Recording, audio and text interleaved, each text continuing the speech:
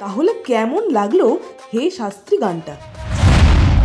High, this is Hastolipi originals. এখন আপনাদের সাথে শাস্ত্রী ছবির কাইন্ড অফ টাইটেল ট্র্যাক নিয়ে আলোচনা করব। এরকমই বাংলার সমস্ত সিরিজ এবং সিনেমা সংক্রান্ত আলোচনা শুনতে এবং রিভিউ পেতে আমাদের এই চ্যানেলটা ফলো করে রাখুন। তাহলে চলুন ভিডিওটা শুরু করছি। Hastolipi originals, the ultimate filmy dose.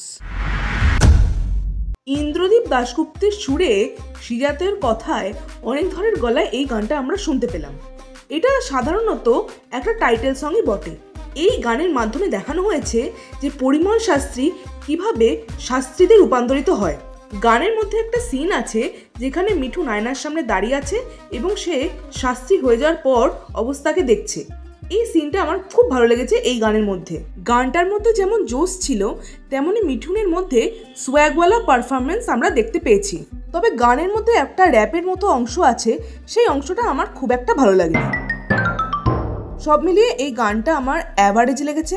আপনাদের এই গানটা কেমন লাগলো অবশ্যই কমেন্টে লিখে জানান, আর আমাদের ভিডিওটা লাইক করতে মিস করবেন না প্লিজ।